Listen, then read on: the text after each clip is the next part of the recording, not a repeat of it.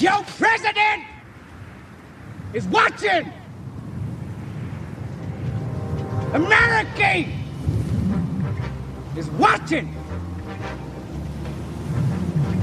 But more important, Godfather is watching.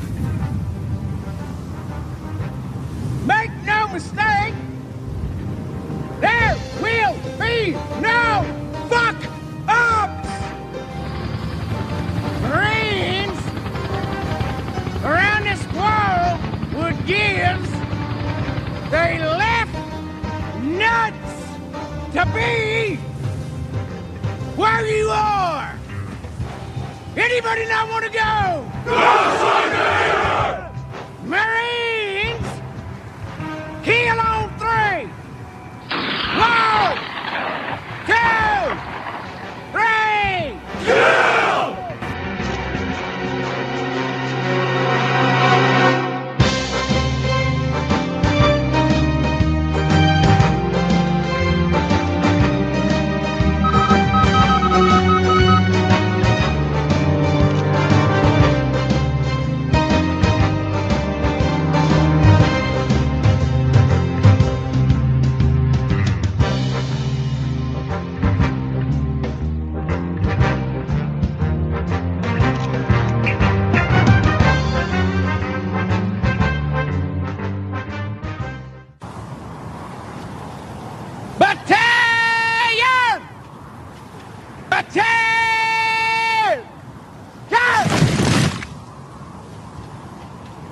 Yes, miss! I don't want none of you ladies moping and crying. Miss Stacy's got to go now. Hey, turn. Scrape that hippie shit off your lip. You mocking the grooming standard, Stafford? Nah, Sergeant Major. It's Scrooby. I want to see clean, purty smile before we step off. Oh, this shit! We're in the middle of it now, boys! Garza! Get your stupid ass down! Ain't nothing for you to shoot at! Reverend! Stand there! My first light's Maury. I expect all y'all to keep them clean shaven. After what we just been through. There's lots can go wrong out here. Like a bakery, cold cow, like a pussy. But the one thing these men can count on is a grooming standard. I believe it always ought to be there for it.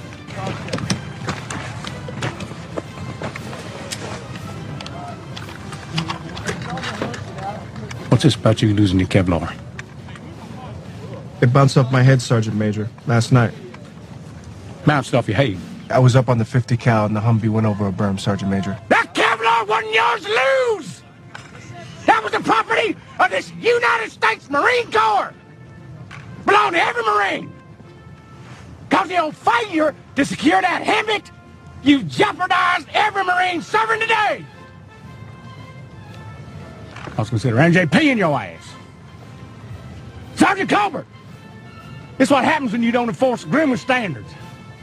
The men's gets all lax, and then other standards fall. Double Dog here stops using his chin strap, goes over a bump, Kevlar goes flying off his head, and our protective posture is weakened. Smash! Now there's that Devil Dog. You're squealing like a bunchy butt-fuck pressure beat you! Unfuck yourself! We gonna suffer the spectacle of a WM with the dogs trailing their stern. Get yourself squared up here. Come. You're inappropriating your chemical filtration device by attempting fornication with. Jesus, not to tell you not to desecrate your mask with perversions. Why the fuck are your habits? Grooming standards. Welcome, ladies and gentlemen. Thank you for tuning in to Cold War Radio live from Pittsburgh, Pennsylvania, studio number 1. I'm Hutch Bailey Jr., your host. please check out the website, steelcityresistance.com. Become a Cold War Radio patron. Catch the research room, the video page. If you'd like to write to the program, you can write to Cold War Radio, P.O. Box 10433 370, Castle Shannon Boulevard, Pittsburgh, Pennsylvania 15234. The Cold War Radio patron hotline, 412-206-6208.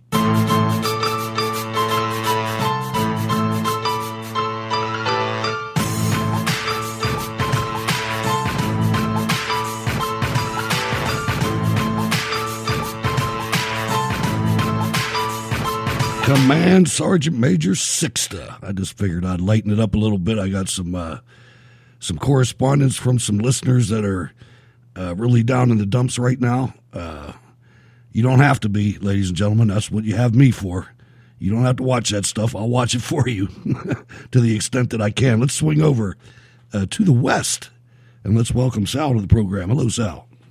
Hello, Hutch. How's it going tonight? I am just fine and dandy over here. It's been actually a really rough week for me, and let's do this.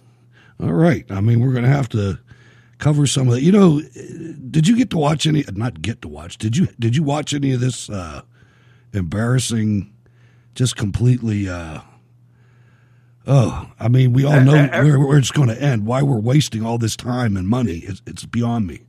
Every time I start watching it, I start to actually laugh almost uncontrollably because it's hilarious, the theatrics that the Democrats are putting on and the continued lies that continue to go on and on and on, and just how desperate they are because they are such sore losers, and they've been sore losers for over 3 years now.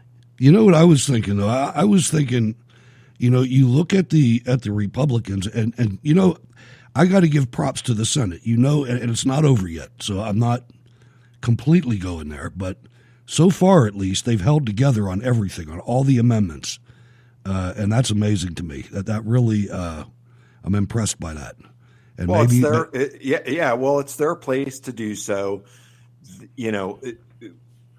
Let's make this analysis really quick, is that the House didn't do their job. They want now the Senate to pick up their slack that they didn't want to put the time into doing their job that they were supposed to do as far as bringing articles and getting all the evidence. They, aside from it being a total joke, they failed in the process, and now they want the Senate to do their job, which they aren't going to do. At least some people are going to respect that. And there are a lot of smart lawyers in that room, and they know what this is really all about.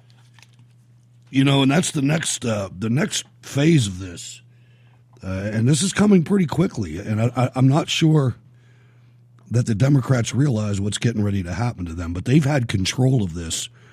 In a way, they have control of it right now because they're sending these managers up. I wish I could have picked the managers. I would have liked to see Hank Johnson up there and some of the other nut jobs. Maybe AOC would be a good manager. But they've got these people up there, and they're allowed, unbridled almost, to just lie. I mean, that Rashim Karim, whatever his name is up there calling the president a KKK. It's unbelievable, the things that these people are saying in the Senate, and what's going to happen in short order. And I think you can tell by the solidarity of the GOP senators that they're about ready to crush these people. I don't think this is going to last that long, Sal. I really don't. I think that they've got 2 more days of 8 hours a day to continue to lie. If they can do that for 24 hours, that's a pretty, without repeating themselves, which they're already starting to do, then you're going to get adults that are going to come out. And they're going to come out like lawyers, like they're in a courtroom. And I think this will be dispatched in short order. I really do. Yeah, and there is a possibility that this will be dismissed.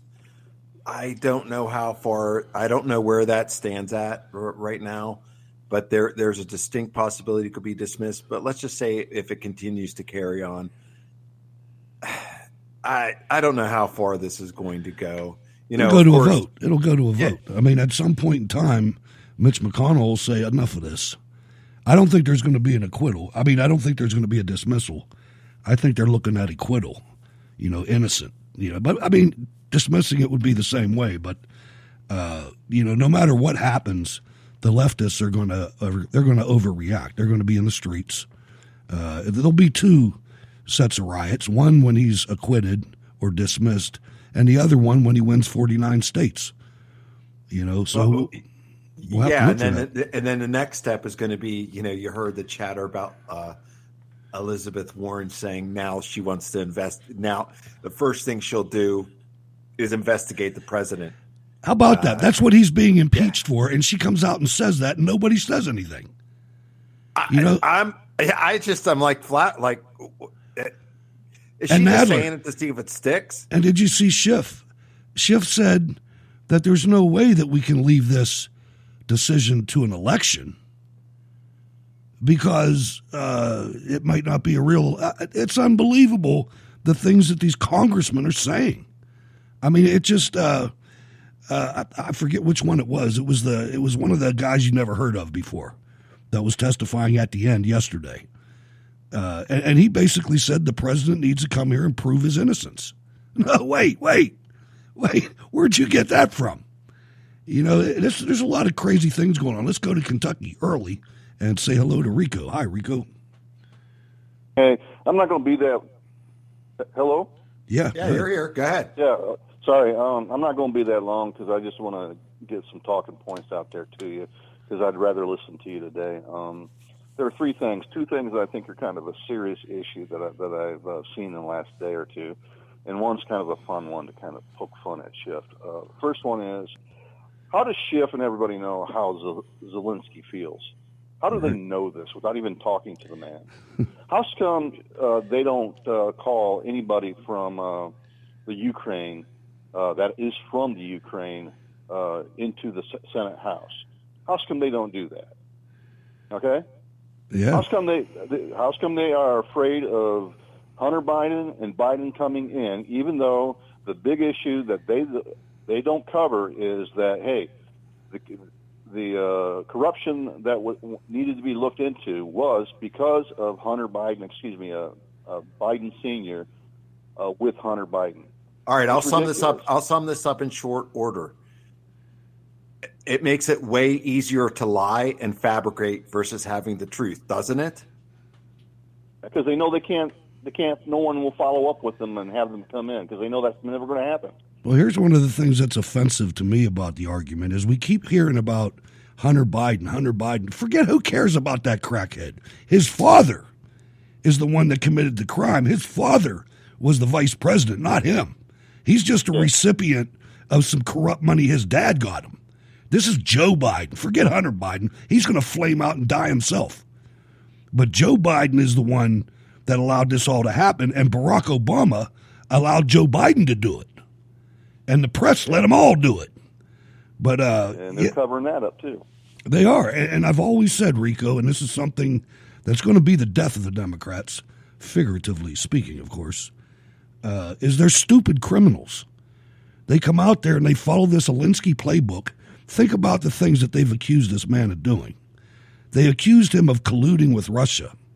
Anybody who has ever studied this is Cold War radio. Okay, there's a reason this is Cold War radio, because the Democrats are the ones that have been colluding with the Russians since Stalin, not the Republicans. That's why anybody out there who is under the impression that Vladimir Putin and Russia or the old Soviet Union or any communist would pick the world's most successful capitalist as their ally, when it's the exact opposite of their whole ideology. So right off the bat, if you're sitting there and you believe that the Russians would rather have Trump than Hillary Clinton or any Democrat, you just don't know history. And they're taking advantage of that. They really, I could go back and find tapes. Probably not of this show. I think I was on the Wayne Dupree show at the time. But when this first came out, Well, I'll give it to you in a second. Let me just make this point. From the very first time that I heard about this Russia collusion, I laughed it off, Rico. I said, oh, America's not that stupid. They know. There's tapes of Ted Kennedy and the KGB. These people have been communists from the beginning, and they're not going to believe that the Russians want to get in bed with a guy like Trump. Trump will crush the Russians, and it just blew my mind that so many people ate it up. Go ahead. It's not only do they know how Zelensky feels and how some Ukrainians feel, they also know how Russians feel. And how we feel. I mean, it's all about feelings. my second point, and even it's a bigger point, is this coercion I'm seeing with the left on the Senate side. Right?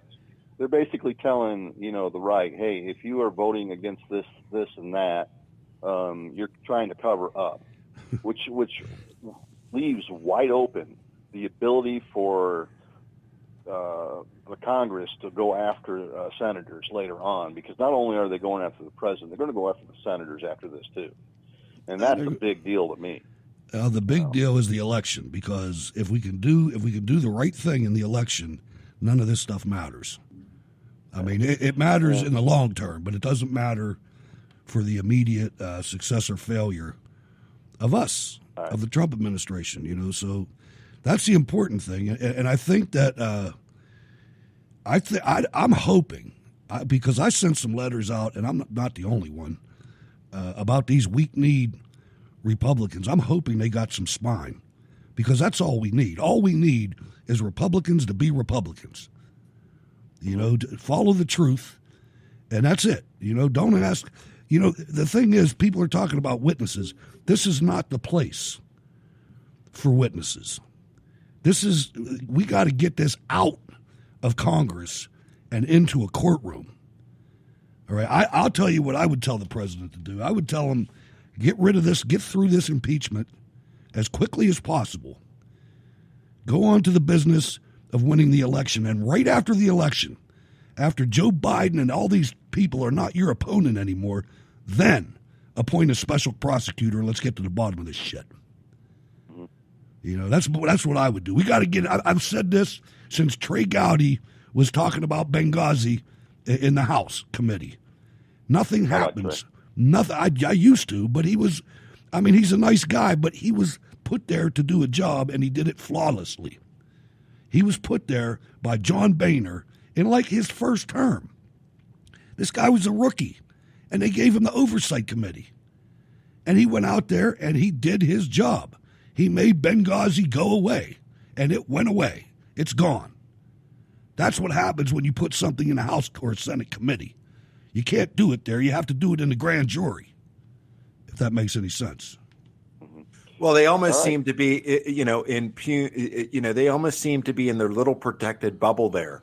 As we saw, indeed, Hutch and Rico, we saw Adam Schiff flat out lie to the American people.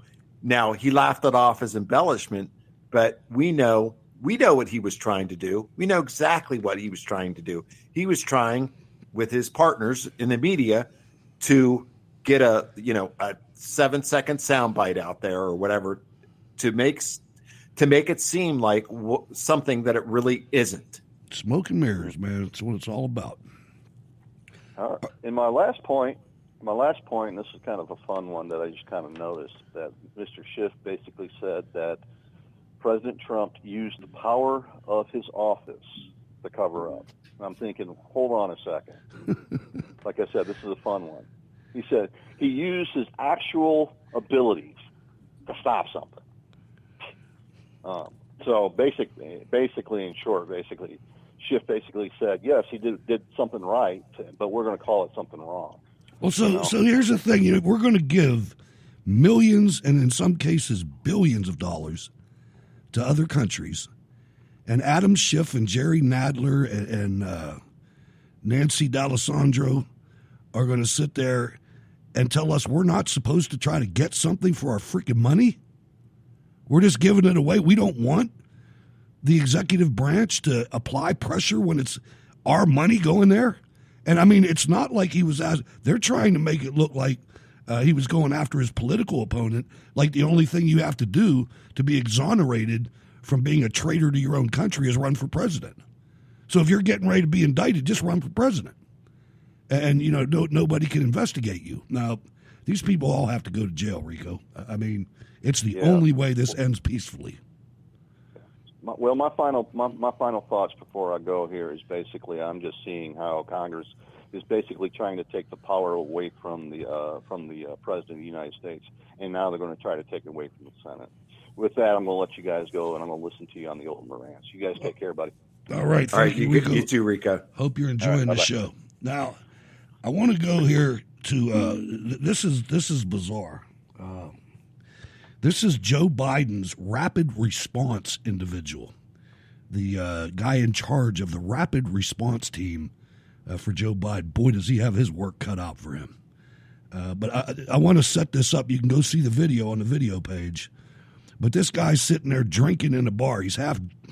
I guess he's half messed up from the language he's using a little bit. But he's like his boss. He's messed up without drinking. That's right. And I mean, he's going to try to make the clip. Just listen to him. Donald Trump was caught red-handed, and I'm going to give you the facts.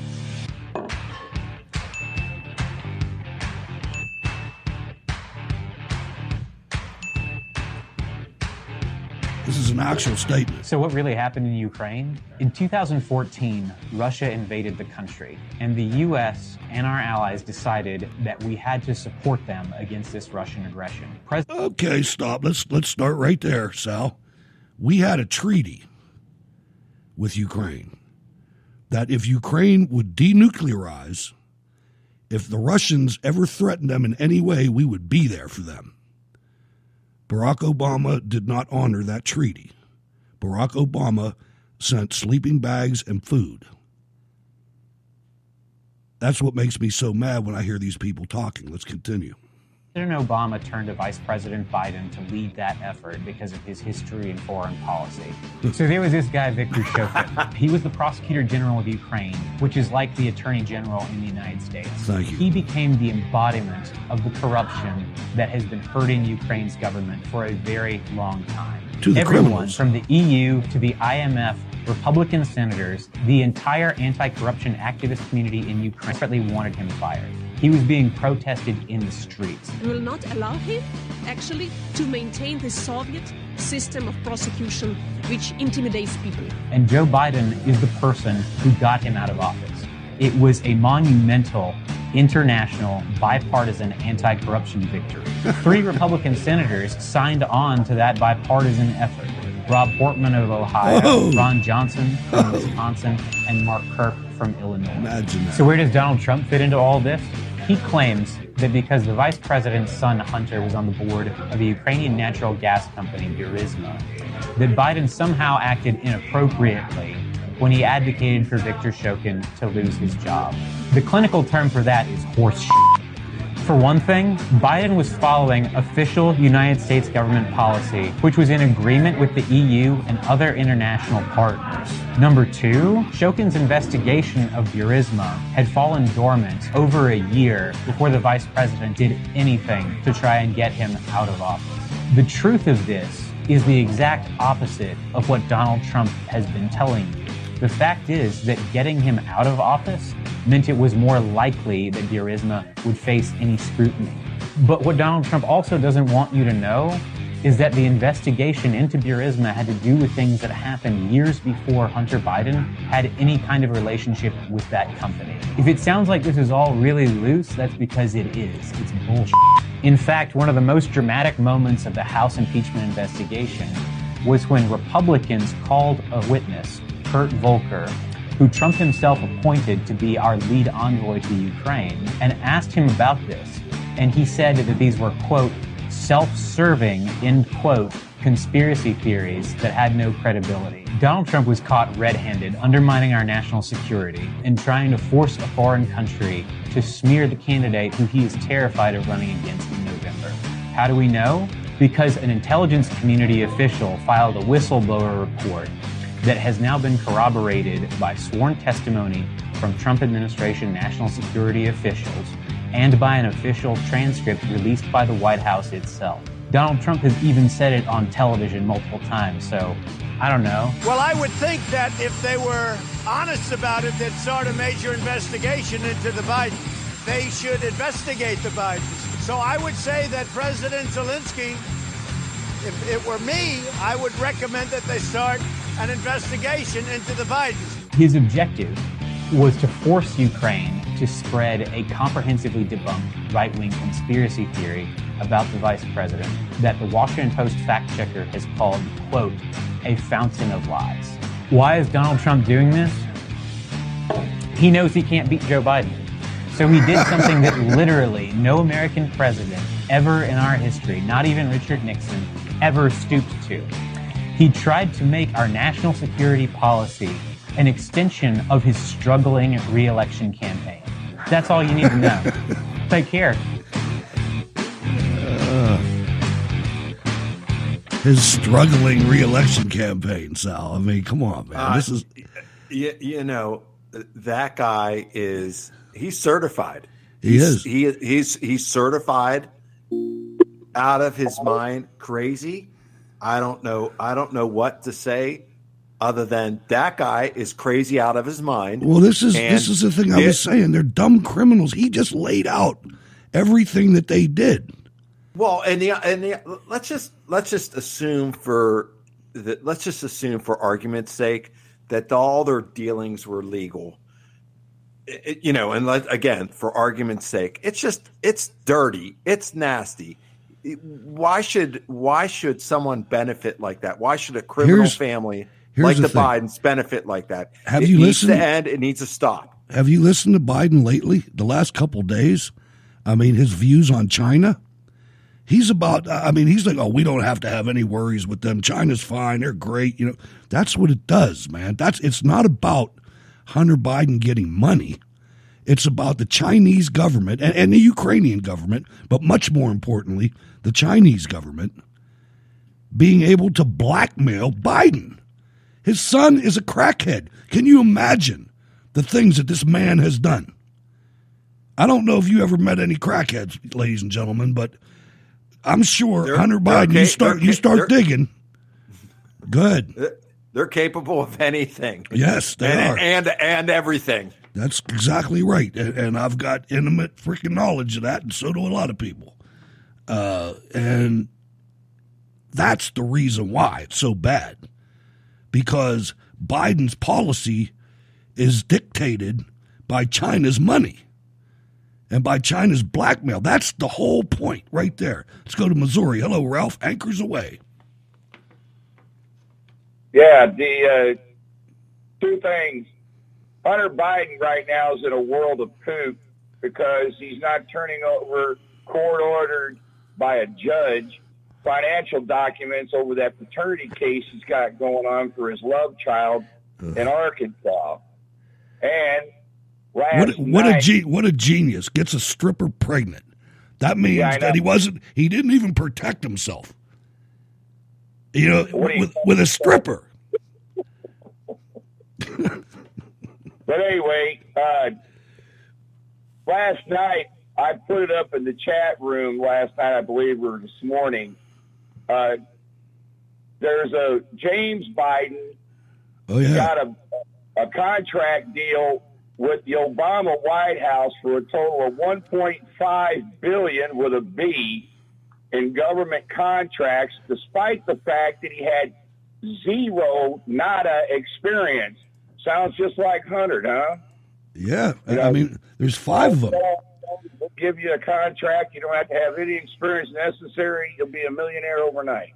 Hey, I'll tell you, Ralph, this new book that just came out by Peter Schweitzer, who wrote Clinton Cash, and there's no doubt in my mind that when this dust settles and we finally get this to court, if we do, that this book is going to be probably in the prosecutor's office, because not only did it bring up what you just said, there's 5 Bidens out there that are making money, that have gotten rich, but he also illustrates how Klobuchar and Warren have gotten money from different nefarious events, and also Sanders.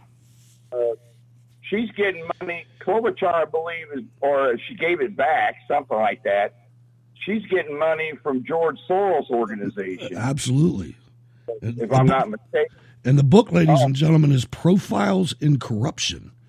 And I don't know where you can get it, but you can get it on Breitbart.com. It's the top I'm third. sure you can find it on Amazon or somewhere. Profiles in Corruption by Peter Schweitzer. Anyway, on the impeachment thing, I've been watching it, but I've been keeping the TV muted most of the time. And I figured, like what happened last night about 2 o'clock in the morning, the Chief Justice admonished both sides, primarily because of the Democrat side, because they were the one doing the most BSing and wasting everybody's time, especially Adam Schiff. And so he told me, look, guys, we got to start acting like we're grown adults here and all this instead of 5-year-olds on the playground. But here's something that came up. I haven't heard anybody say anything about it. What the hell does Les Parness have to do with the impeachment? And He's the same. He's the same as the whistleblower. He's the same as you're never going to hear from the guy.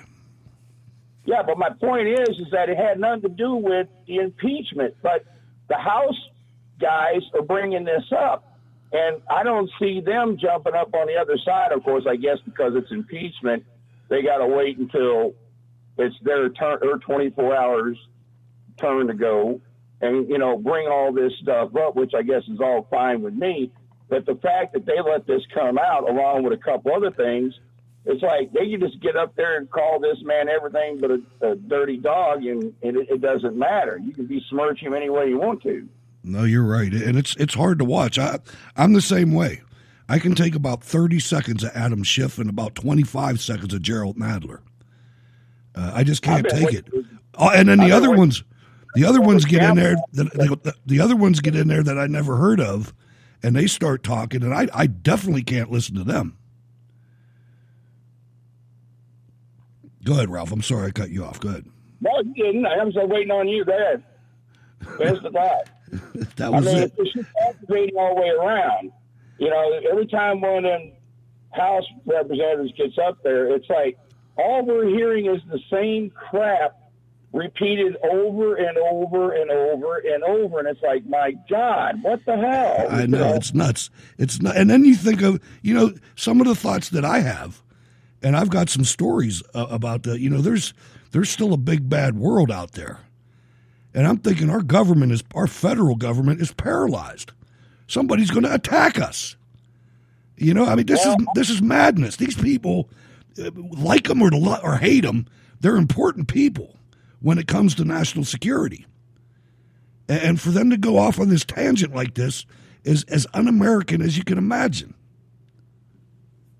Yeah, that's why I've been posting all these stories about military events and upgrades and stuff like that, the stuff that we've got. And people talk about two things. One, they talk about the debt because the economy's booming and all this, and everybody's like, well, how come we're not cutting back on the deficit and blah, blah, blah, blah, blah. It's like if everybody would sit back and look at the numbers of how many billions and trillions of dollars we're spending to upgrade F-22s, build new F-15Xs, and then upgrade I think it's the E-class to go along with that, that's still got some life left on their bodies that they can make into an X, EX, extended, whatever. And then their hypersonic missiles we're trucking right along with that. But get back to this thing with the impeachment and all that. They were trying to get these 4 or 5 weak-ass rhinos, Republicans, to start getting Chucky Schumer his way with witnesses and all this other stuff. And they voted 5 times on all his amendments, and 5 times he got shot down in flames. And as far as I'm concerned, they can keep on talking the same smack they want to, but they are not intimidating not even Romney. Not even Romney. Yeah, Romney's got like screw you, pal. I'm not voting for this crap. And I've heard him talk a couple of times since. Because they're all out there trying to get interviews on the spot with him. Hey, what do you think about this? Da, da, da, da. Let's take a listen. Let's take a listen to what the Chief Justice admonished the House managers and the senators. Is a fair trial. Only if you, the Senate, sitting as an impartial jury, do not work with the accused to conceal the evidence from the American people. We cannot be surprised that the President objects to calling witnesses who would prove his guilt. That is who he is. He does not want you to see evidence or hear testimony that details how he betrayed his office and asked the foreign government to intervene in our election. But we should be surprised that here in the United States Senate, the greatest deliberative body in the world, where we are expected to put our oath of office ahead of political expediency, where we are expected to be honest, where we are expected to protect the interests of the American people, we should be surprised, shocked, that any senator would vote to block this witness or any relevant witness who might shed additional light on the President's obvious misconduct. The President is on trial in the Senate, but the Senate is on trial in the eyes of the American people. Will you vote to allow all of the relevant evidence to be presented here? Or will you betray your pledge to be an impartial juror? Will you bring Ambassador Bolton here? Will you permit us to present you with the entire record of the President's misconduct? Or will you instead choose to be complicit in the President's cover-up? So far, I'm sad to say, I see a lot of senators voting for a cover-up, voting to deny witnesses, an absolutely indefensible vote, obviously a treacherous vote, a vote against an honest consideration of the evidence against the President, a vote against an honest trial, a vote against the United States. A real trial, we know, has witnesses. We urge you to do your duty. Permit a fair trial. All the witnesses must be permitted. That's elementary in American justice. Either you want the truth, or you must permit the witnesses, or you want a shameful cover-up. History will judge, and so will the electorate. Yeah, okay, bro. Where's the whistleblower at then? And why didn't you bring the evidence? Well, I thought you had an overwhelming case. Everybody's telling me how fabulous and outstanding Schiff was with his opening remarks. Well, hey, as far as Schiff goes, we're 3 years removed from him having overwhelming evidence of Russian collusion. Where's that evidence? Exactly. I mean, and let's not act like you were that was even a fair. That wasn't even. That's going to go down in history if we ever upright this ship of state again and get our. We're so handicapped, Sal, because of our colleges. You heard the Bernie Sanders guys, the hardline communists, in Project Veritas's exposés, and they all learned that in college. They all learned that gulags were okay. Some crazy freaking communist whack job is polluting these young minds that have never. You look at even just normal life when we were growing up compared to normal life when these young people were growing up is so different. I mean, Sal, I can remember when going to McDonald's was like going to a 5-star restaurant in my family. You know what I mean? And those days are gone. Those days are absolutely, this is the only country where you can be on 100% government assistance and get to be 500 pounds. It's the only country. You can live a really good life, actually. You can have and I'm not disparaging people who need help, by the way. There are some people who genuinely need some assistance out there, and thank goodness that help is there. But there are some people who certainly rig and use the system, and heck yeah. Yes, there are a lot of people living high on the hog, and to their benefit, but it's to our detriment.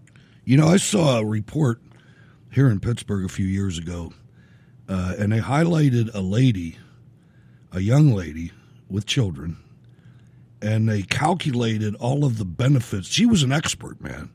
There's people, they're like welfare technicians.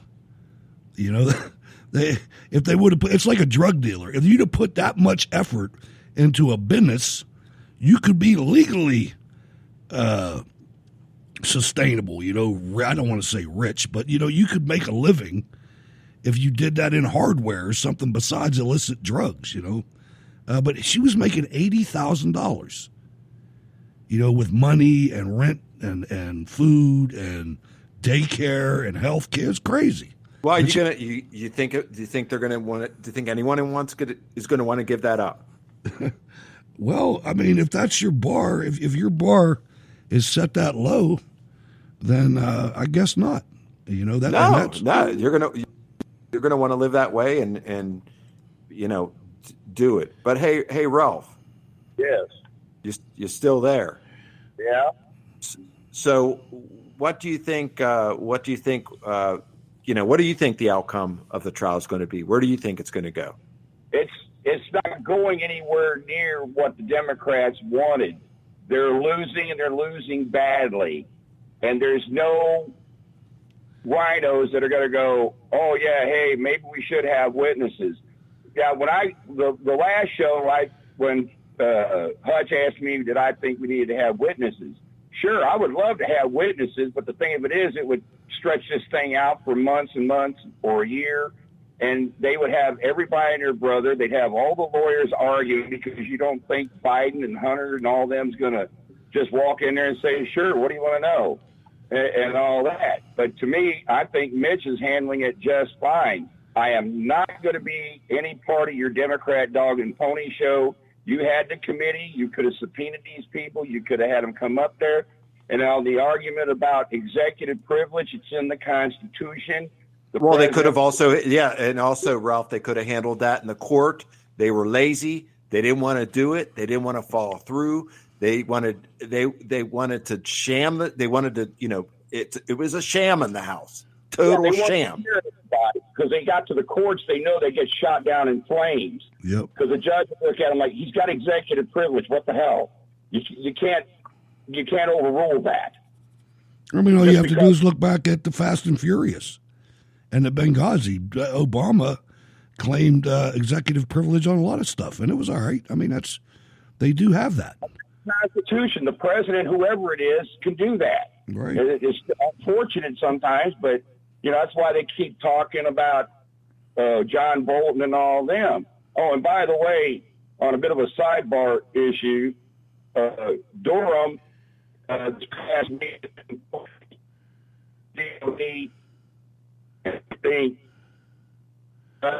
somebody else. Ralph, you broke up there, Ralph. Say that again about Bolton. John Bolton, they want to keep John Bolton because they keep. All right, you got a cell phone problem there, Ralph. But thanks for calling, brother. We appreciate it. Sorry I left you hanging so long. Sir. All right, so there's Ralph, and now we have coming to the stage from ATL. I probably should give her an intro. As I am prone to do, I use a lot of analogies. Mama, the patent trolls are coming. The patent trolls are coming. And I show 1 minute and 41 seconds, sir. And the gentleman's time has expired. I'm getting shorted on my time. 30 seconds. If the gentleman needs additional time, I gladly yield 30 seconds. 1 minute. 1 minute. Could I get another minute?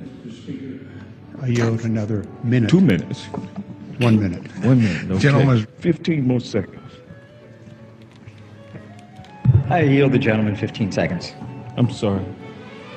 Mr. Chairman, I think I've mixed up my speeches. We've got to ensure access to helium for all. What do you do when the wolf is crying out, or actually barking out, there being no helium for comedians to get that high-pitched voice? Do you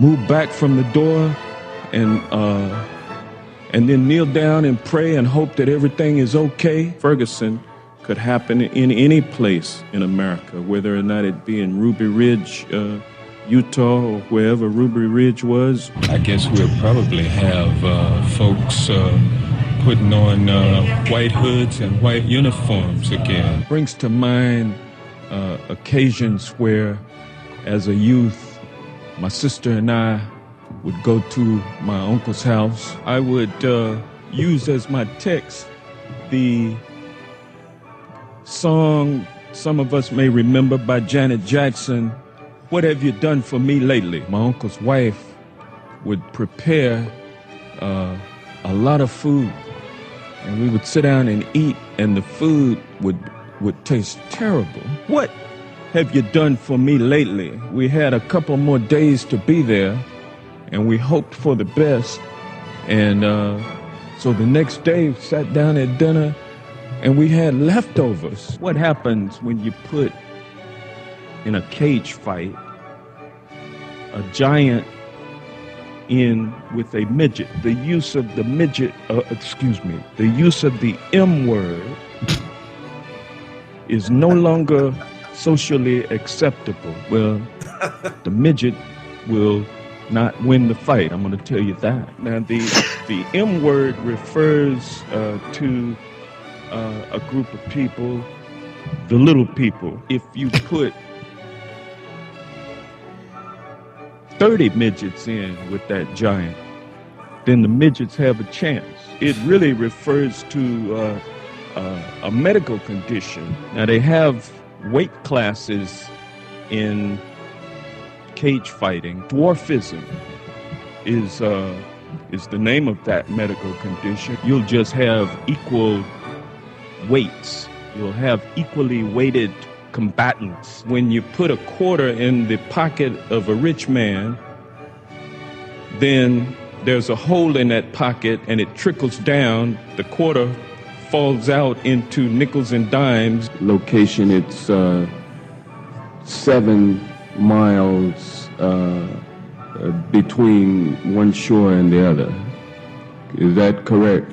I don't have the exact dimensions, but to your point, Guam is a small island. When you're downstairs in the bathroom and something's leaking from the upstairs bathroom, and then someone tells you that it's raining, it just doesn't make sense. My fear is that the whole island will become so overly populated that it will tip over and capsize. We don't anticipate that. If you want to find out more about little people or abnormally small people or unusually small people, there's a website, there's a group actually called the Little People of America. And their website is at lpaonline.org. Ladies and gentlemen, from Atlanta, Georgia, let's welcome Stacy Rush to the program. Hello, Stacy.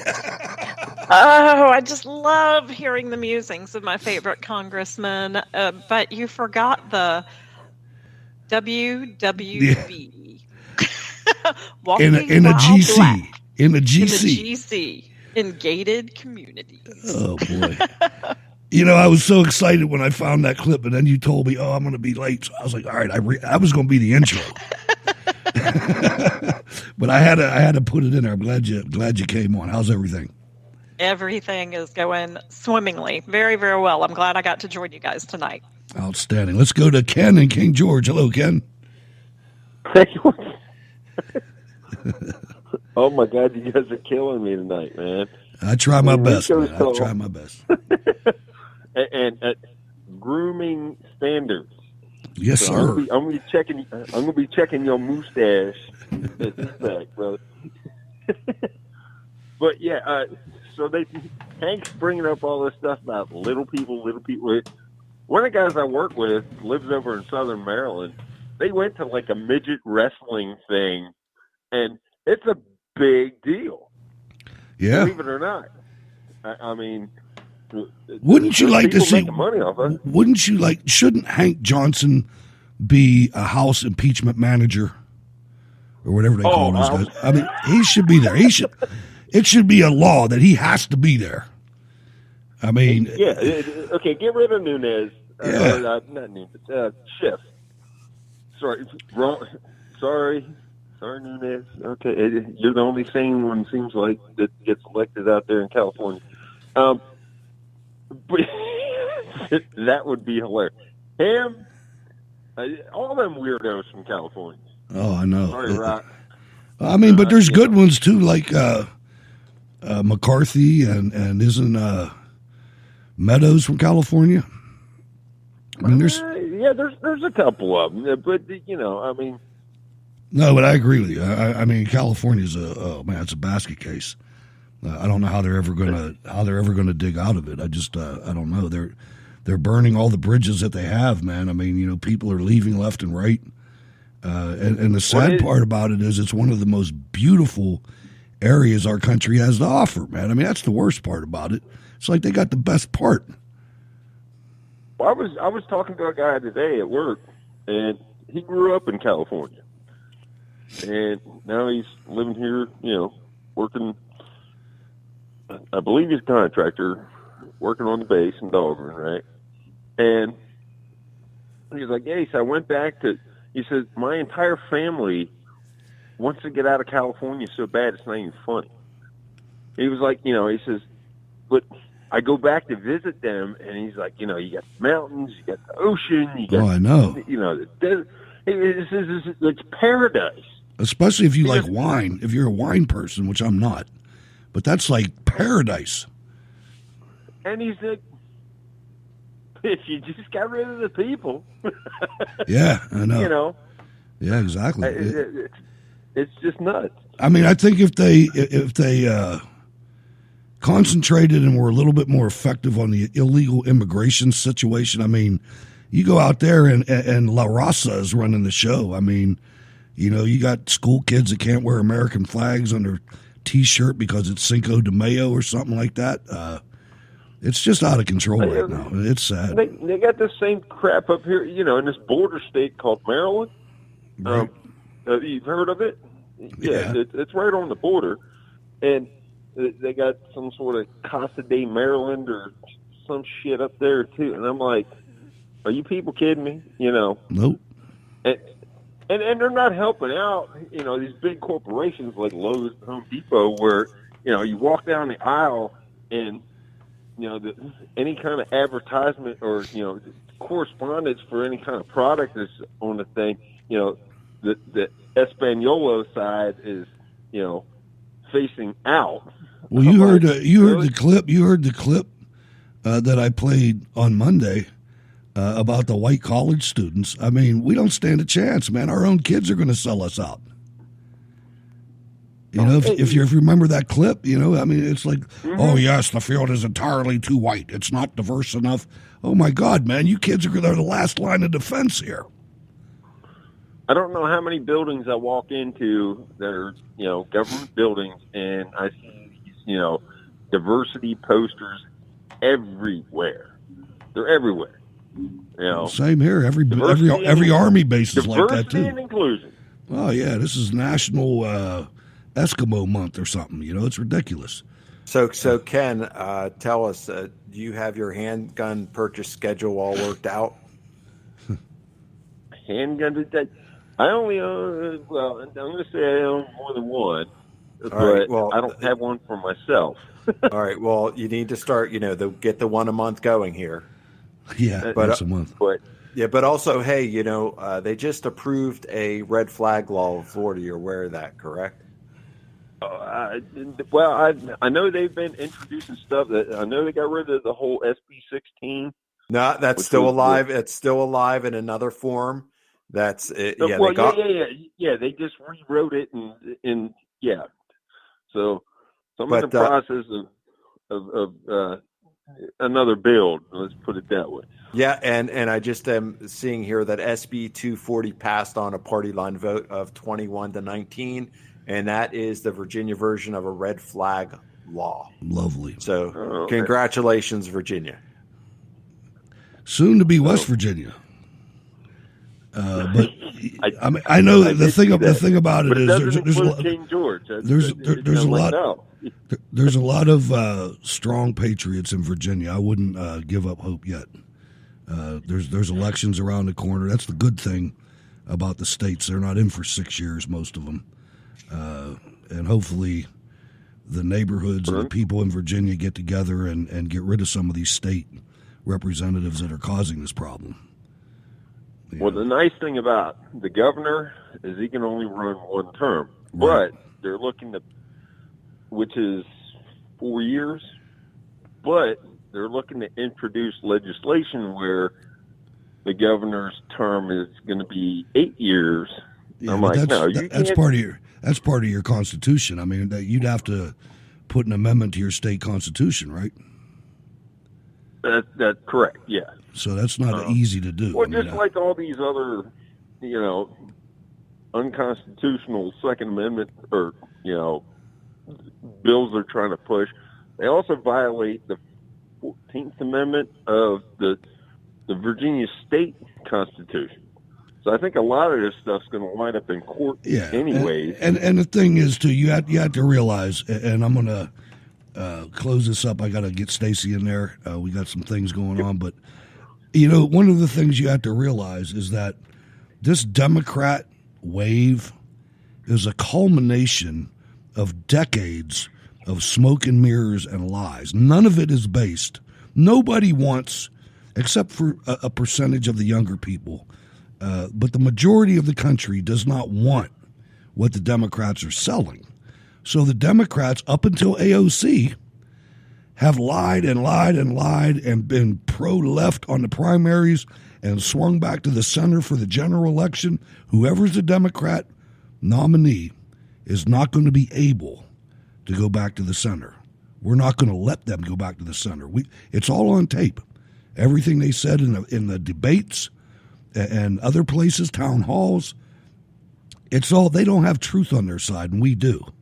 And that's going to be a big, big thing in the future. You'd be surprised the number of these college kids that I work with that, that they're all for that, hey, get rid of my, college debt type stuff. But, and with this whole Obamacare crap, I know it's affected my neighbor, and we talk about it all the time because he owns a small business, and but like all these, so I was over talking to him the other night, and I was like, hey, they're looking to pass a bill where they want to raise the minimum wage to $15 an hour. I said, how's that going to affect you? And put them out of business. Probably put them out of business. I mean, anybody that has any amount of employees. I mean, it depends on how many employees he has, but his son works for him, so I think a lot of that kind of under the table. You know what I mean? Well, Pennsylvania just passed the same thing. By 2025, we're going to have the same thing, and you're going to say goodbye to all these good restaurants. It's sad. It really is. It's really sad. You can look at Seattle and see their restaurant situation's horrible. So, Ken, thanks for calling. I appreciate it. I always like your calls. You bet, brother. All right. Stacy, got to get you in there. We're talking about the impeachment trial going on, and we covered some things. We covered Nadler. You probably, I know you're hardworking. You probably didn't get a chance to see. You're lucky. A lot of this. And even if I weren't, Hutch, I don't plan on watching not a single minute it's of unwatchable. this entire farce. Yeah, it's unwatchable. It really is. But because we have a show, I did it. You're so awesome. I knew you would have all the good clips. You should have seen, he doesn't know it, but I can see in the studio. You ought to see Sal over there, man. He's researching things. He got papers flying and Post-it notes everywhere.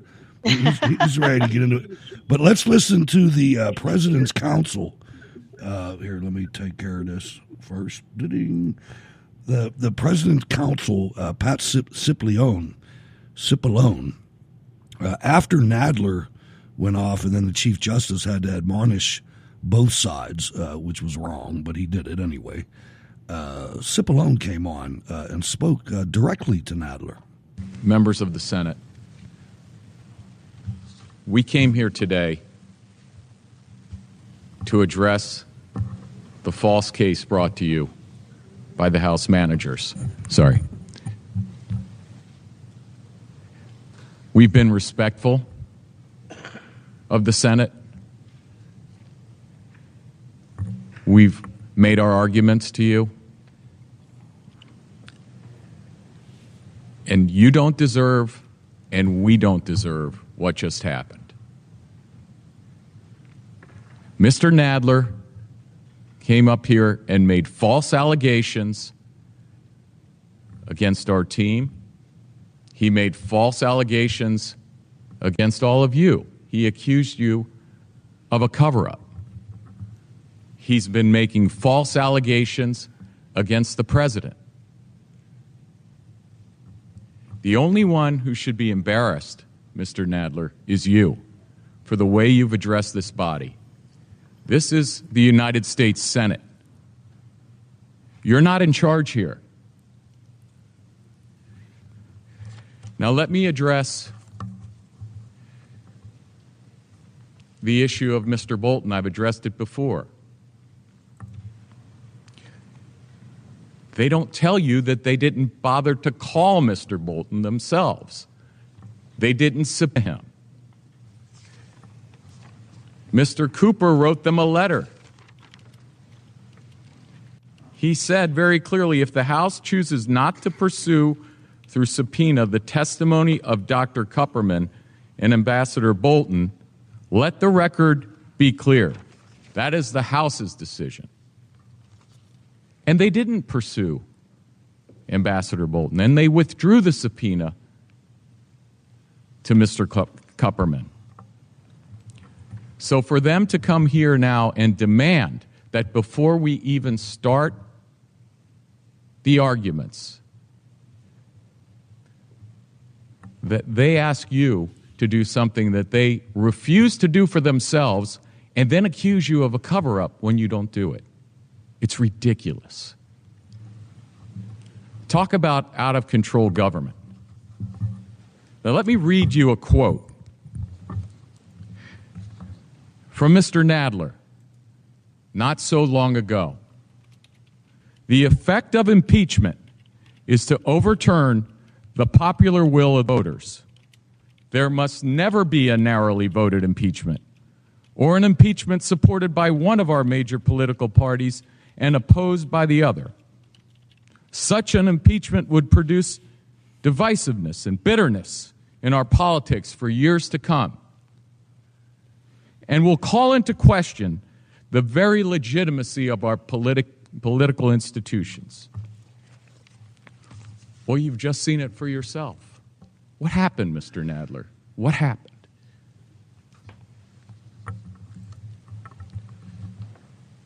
The American people pay their salaries, and they're here to take away their vote.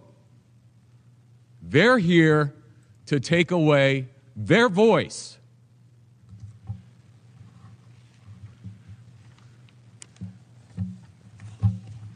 They've come here and they've attacked every institution of our government.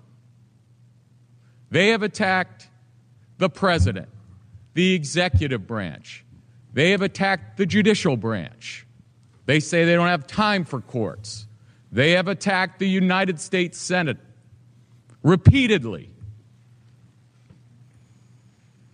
It's about time we bring this power trip in for a landing.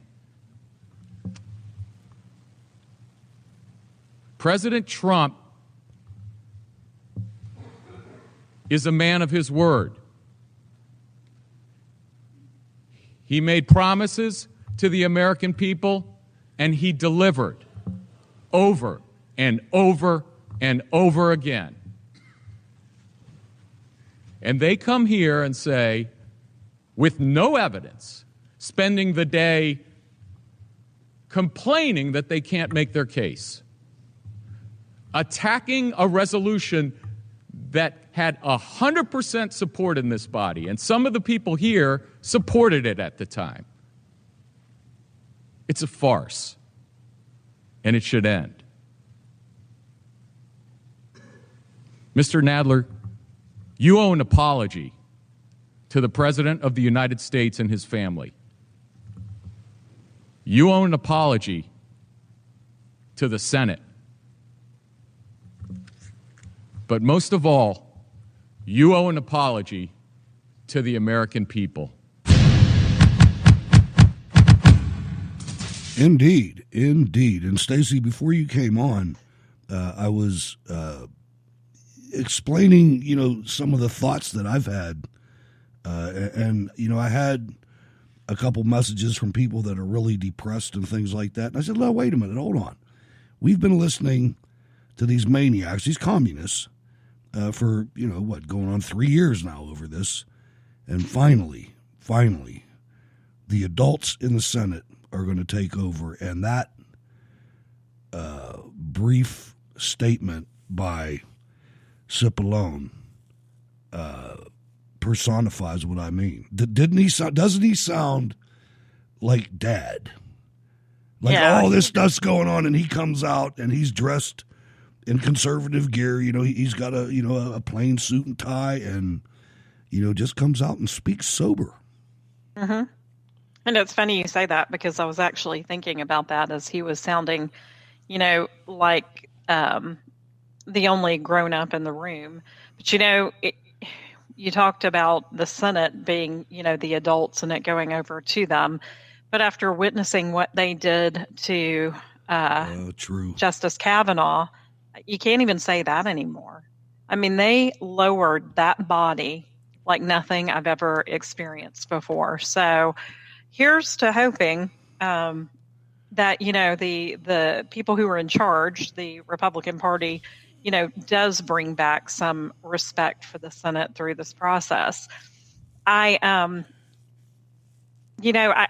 whole thing is really frustrating to me because it is such a political process, and they're doing exactly what they wanted to do. And the whole goal of this, in my opinion, is that they want people to question the legitimacy of the 2020 election. Mm-hmm. They, I think, want the Senate to dismiss it without doing anything else, because I think they want to go out and say, you know what, the Senate just covered for President Trump, and now we have a president that should have been impeached and removed from office and wasn't. And that's why it's not going to get dismissed. That's why it's going to go all the way to acquittal, in my opinion.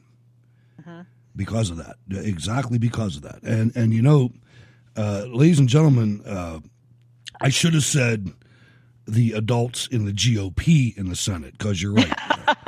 But if you look at the difference between the Republicans in the Senate and the Republicans in the House, during the hearing, they're going crazy and firing back, which God bless them. That's what they were supposed to do. But the Senate, what a lot of people don't realize is in the Senate, first of all, it's either 30 or 35 years old that you have to be in the Senate. And in the 1700s, that was ancient. And basically what the Senate is, and thank goodness, and maybe, with the lack of this impeachment hearing, I would have held it against him. But now I have to think of it as an attribute to Mitch McConnell for being a student of the Senate, because he is. He knows everything there is about the rules and the history and everything else, and he's correct when he says, and I'm paraphrasing, and he talked about a cup of hot coffee and a saucer, and what this House does is it gives them this hot cup of coffee, and the Senate puts it down on a saucer and lets it cool down. Right. And I'll say that in a different way. The Senate was designed to be the place where bills go to die. In other words, the Senate doesn't pick up everything the House wants and runs with it. They select it very carefully and, if it's run by Republicans, thoughtfully. And I think that's what's going to happen here. I think they're just going to lay the facts out. It's going to be boring, and it's going to be over. And I agree with you. And I have to tell you, I just, Sometimes I can stomach it, Hutch, for what we do and watch and pay attention. I certainly did in the ridiculous House hearings that they had going on.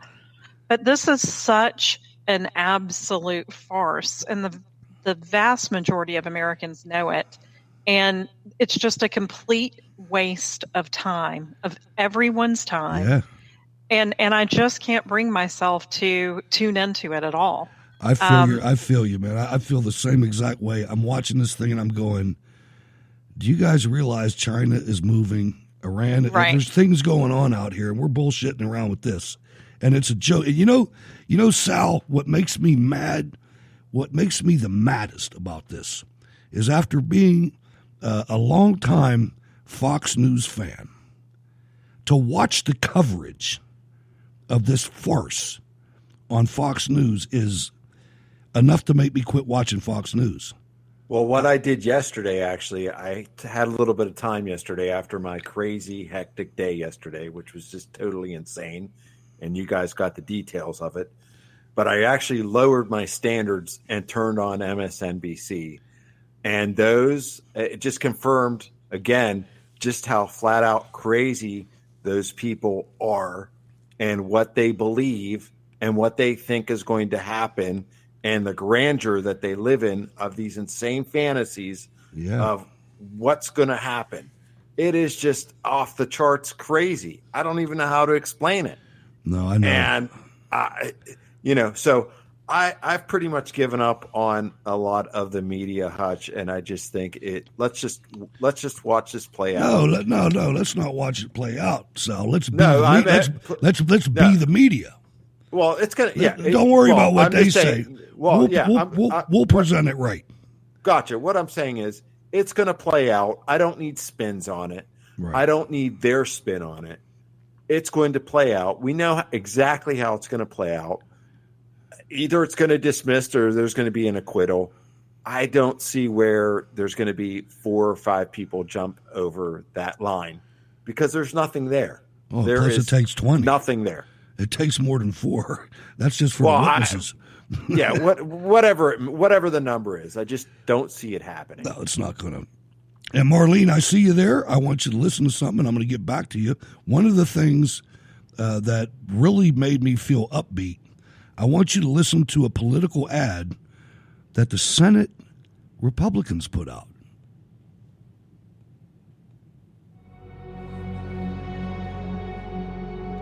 They never wanted him to be president. They never even thought it was possible. This isn't a real presidential run. Trump will not be president. He will never be president. But then, America spoke. A complete earthquake. Donald Trump wins the presidency. And when President Trump was sworn in as the 45th president of the United States, the left lost it. This impeachment sham started the day he was elected. The first headline in the Washington Post before the president was inaugurated was they were going to impeach him. I will fight until he is impeached. We're going to go in there, we're going to impeach the motherfucker. I'm concerned that if we don't impeach this president, he will get reelected. This is about preventing a potentially disastrous outcome from occurring next year. They're impeaching me. You know why? Because they want to win an election. And that's the only way they can do it. So let's be clear. This is not some neutral judgment that Democrats came to reluctantly. It's not some somber moment or serious exercise for the left.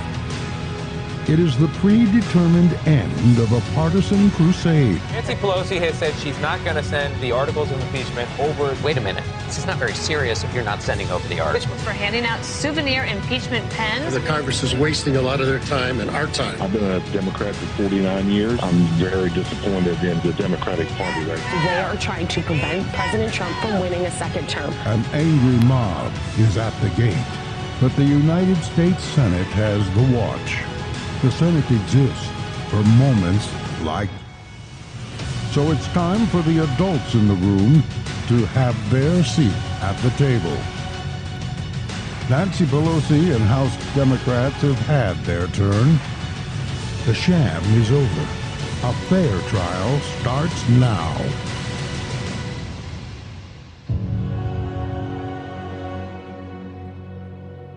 Marlene, that was good news to me. I mean, I've always been. That was good news. You've that heard was me good talk news about to this. Me too. That was a great ad.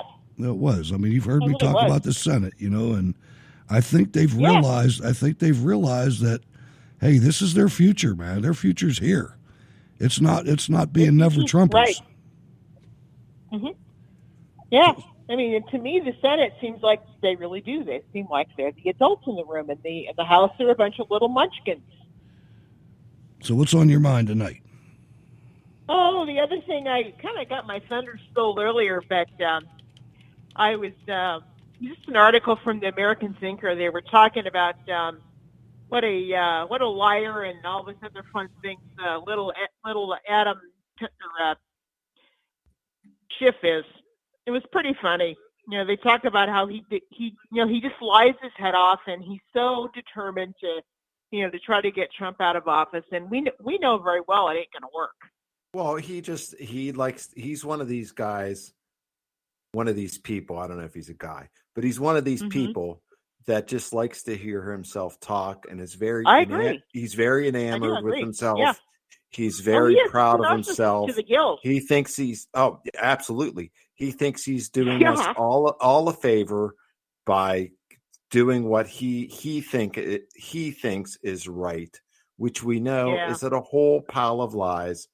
The latest one, if you saw about the note that he fabricated, and he's trying to present it as evidence, it's just a big pile of garbage. Yeah, it's just. I just don't believe any. If he says the sky is blue, I'm going to look up to make sure the sky is blue, Marlene. Me I don't too. believe this guy.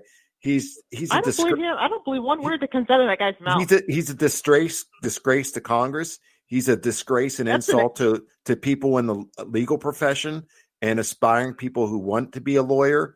That's the last person that you should be looking up to, is that individual. I agree. I'm switching gears a little. I saw an article, I posted it earlier in the chat room, about how Trump is, I think it's a good idea.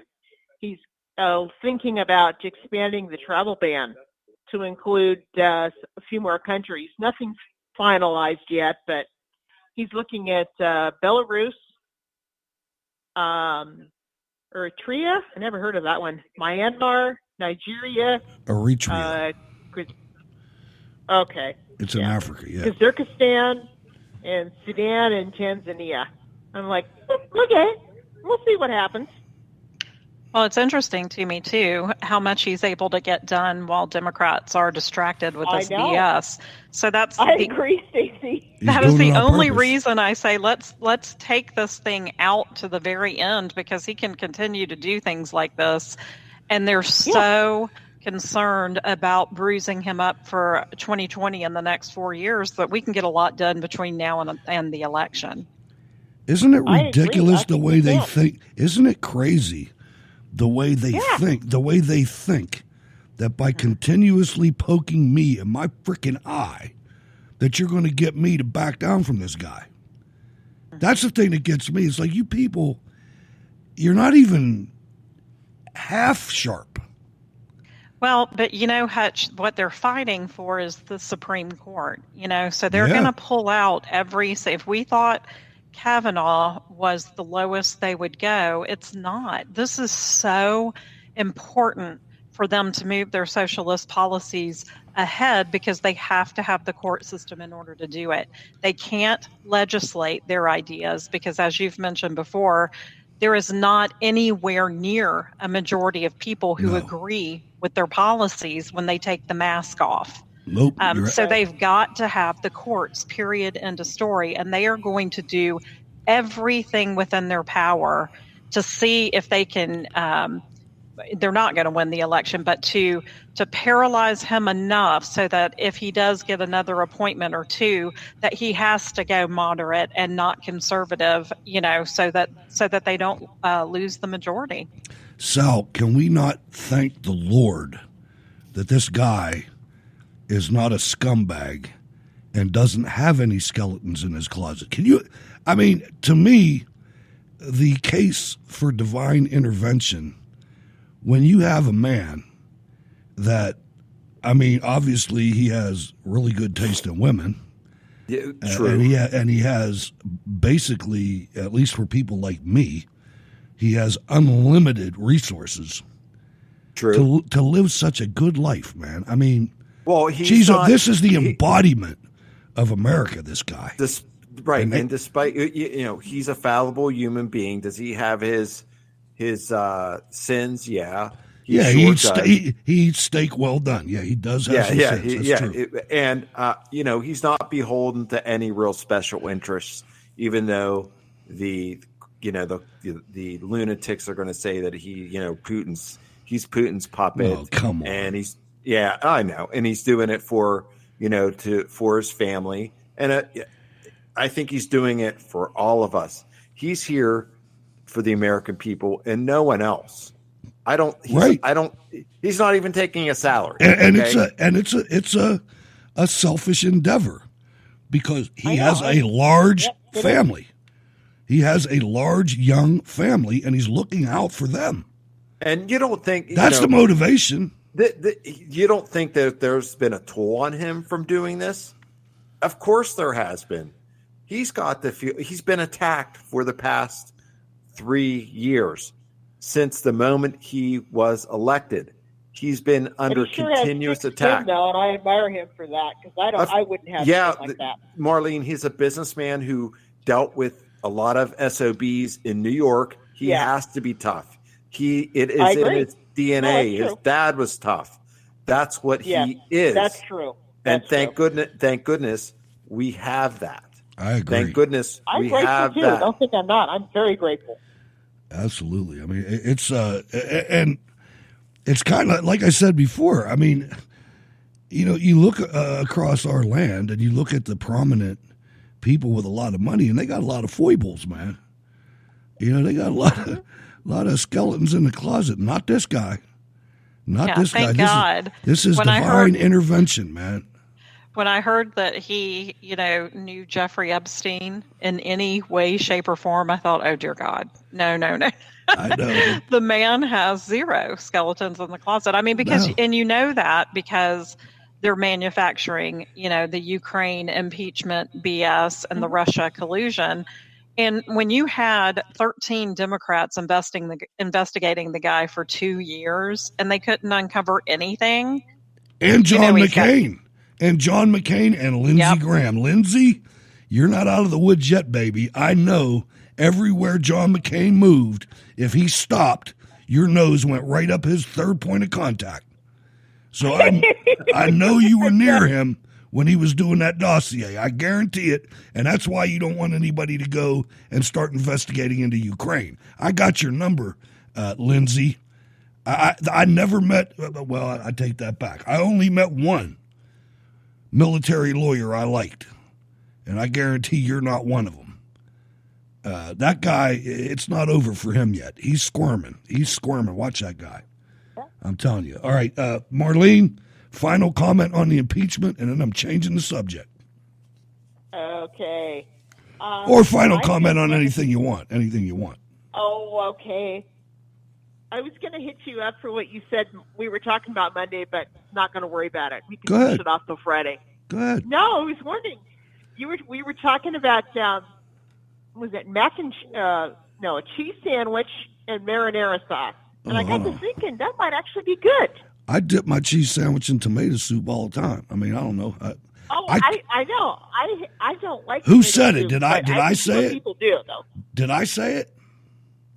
Or did one of the other guys say it? Maybe I don't know. It might have been one of the other guys. I'd have to go back and listen too. Because I can't remember. But anyway. That's okay. By the way, ladies and gentlemen, if you're a patron of Cold War Radio, there's additional programming available at 8 p.m. on Saturdays and Sundays. On Saturday, we're at about episode, I think about 24 of 40. Sounds about right. Of 40 that I have as we deployed to Iraq of Berg's Eye View. And it's nothing like this show. It's a fun show. But there's a lot of information in there, and we are damn sure in Iraq. Are you saying we're not fun? What the hell? No, we're fun as hell. Wait. I got a question here. Because Sal was a veteran of bird's eye view. But go ahead. Yes, sir. Yes, sir. Marlene. Yes. What type of bread and what type of cheese? Okay. In my, I would say whole wheat, multigrain, and cheese could be. That's an open question. It could be something as boring as cheddar. It could be something as wonderful as maybe brie or even pepper jack. Wow, you're going upscale. I was Hutch. I think I'm thinking like bologna sandwiches and that. Ew, well, hold on, wait, stop. I'm talking about that piece of white bread where you slap a whole crap load of butter on, like a half a stick, like a quarter stick on each side, and then you get that cheese where it has the film on it, because that stuff melts the best, and it will drip. Ladies and gentlemen, I'm going to talk to Sal offline, and maybe next Wednesday we might play some. I gotta clear it with Sal first, but some taking it to the streets. That would be good. I'd be with that. Now, see, because Marlene and Stacy, what you guys don't know, Sal used to be one of my correspondents out on the street. Awesome. in the busy streets of Pittsburgh. And some hell of a good interviews, man. But he says his name in a couple of them. So anyway, I'll bleep some stuff out. But Marlene, thanks for calling. I appreciate it, man. Always. Thanks, Marlene. Thanks, Marlene. You're welcome. Bye-bye. All right, ladies and gentlemen, we're going to move now to something. We got to get off this impeachment. We can't. If we stay on the impeachment, we're as bad as the Congress is. So there's some real things we have to talk about. And I want to play an initial report. I'm not sure how to react to this yet, but I want to make sure that our entire audience is aware of it. Now to growing concerns about the deadly coronavirus officially hitting the U.S. Here's what we know. A Washington state resident fell ill after returning from Wuhan, China, where the outbreak began. Officials now say more than 400 people have been sickened and 9 people have died. The World Health Organization is holding an emergency meeting right now. Kana Whitworth is in Seattle, has the latest for us. Good morning, Kana. Hey, Robin, good morning. So that patient is a man in his 30s. He is in the hospital here behind me. Now, officials are describing his condition as satisfactory, but he will remain in isolation for at least the next couple of days. They will continue to monitor him as well as the healthcare providers and patients he came into contact with after testing positive for the coronavirus. The first case of the deadly Chinese coronavirus making its way to the U.S., a Washington state man testing positive for the deadly virus. According to the CDC, the man in his 30s flew home to Seattle last Wednesday, infected but not yet symptomatic. According to officials, shortly after arriving in Seattle, he began feeling ill and reached out to his healthcare provider on Sunday. 24 hours later, his diagnosis was confirmed by the CDC. The man entering the country before federal health officials began screening travelers from the city of Wuhan, one of the busiest transportation hubs in central China, and where the outbreak began. This is certainly not a moment for panic or high anxiety. It is a moment for vigilance. This as some 3 billion trips are expected to be made by Chinese citizens heading home to celebrate the Lunar New Year Spring Festival. A reported 7 million Chinese tourists expected to travel abroad. Chinese officials taking every precaution to contain the virus. Workers outside of the local hospital in biosuits. Officials screening travelers as they enter and leave the airport. Our Bob Woodruff is here, walking through Wuhan Airport, wearing a 3-ply surgical mask to limit his exposure to the virus. The city is now controlling people going in and out of the city. Then also local tourist groups are being banned from leaving. The government does not want this infection to leave. Screenings now expanding to 5 U.S. airports, including Chicago and Atlanta. And anyone hoping to enter the U.S. from Wuhan must do so through one of those locations. So right now the CDC is retracing this Washington man's steps. They say he actually did not visit that fish and meat market in Wuhan where they believe this virus originated. And also, Michael, they're really crediting this man for quickly alerting doctors once he became symptomatic. All right, thank you so much, Kana. And now we're going to bring in Dr. Jennifer Ashton to answer a few questions that we may have. And Doc, there's so many questions about transmission of the virus. Right. We did human to human. Yesterday we talked about that. What more do we know at this point? Well, again, what we know is that it's spreading. That's not really a surprise. What we don't know is a lot about this virus. We don't know its incubation period. We don't really know the route of transmission. It is a coronavirus, which normally spreads via respiratory droplets, but we don't know the specifics on this new one. We don't know how contagious it is, which means what percentage of people exposed will actually get sick. And we don't know the severity of the illness, how many will go on to develop mild symptoms, things like pneumonia requiring hospitalizations, and we certainly don't know the fatality rate yet. And at this time, what has been done to protect the public here in the U.S.? A lot being done, and we have to emphasize, Michael, a lot of this has been prepped and primed by the response of not only the CDC, but the World Health Organization in response to SARS. So we know how to act more quickly, more efficiently. Here in this country, as we heard, flights coming from Wuhan will only be allowed to land at certain airports where this screening can take place. Passengers will then be screened, and if sick, they will be isolated.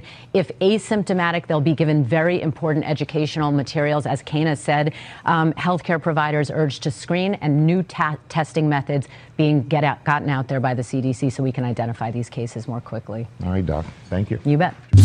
So remember, ladies and gentlemen, that the only people that have more to lose than the globalists in the United States, like the Koch brothers and Justin Amash and the rest of them, are the people in the rest of the globe that are the parasites sucking the lifeblood out of the United States. And I'm only saying that because I don't trust these governments anymore. So I'm putting that out there. We need to pay attention to it, but we need to respond responsibly, Stacy. Well, and, you know, I can only imagine how bad it is because Corona beer sucks. So I can't imagine how bad the coronavirus is. I think there's a lesson here. Thou shalt not eat dogs and rats. That's a pretty good lesson there. And, you know, I kind of go back and forth with all of the hysteria that occurs in the media about these various things. I spoke with a physician many years ago. I think it was about the swine flu, or it was something, bird flu. Right. It was bird flu. It was avian bird flu. Yeah, I remember that. And this physician told me how much he thought all of it was just simply a racket. He said, you know, the government forced people to start taking tests or getting vaccinations, but that his office received free supplies, free vaccinations, but then went on to charge the patients for the vaccinations, even though they got all the supplies and everything for free, and nothing ever came of it. Right. And don't forget who's on the short end of the stick on the United States versus China trade deal. Mm-hmm. You know, I know. So you get concerned about things like that, too. I mean, it is, I don't know. I mean, I do think we definitely need to watch it very carefully, but I always am on the side of caution, Me too. You know, in these situations.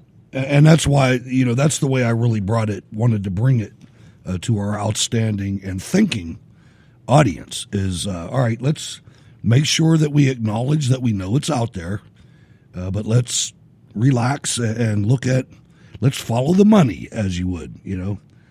Now, Sal, we're getting to the point where kids are starting to think about what colleges to go to, and parents are highly influential in that decision-making process. And I found a clip as I was surfing through YouTube, really. It's from 2017.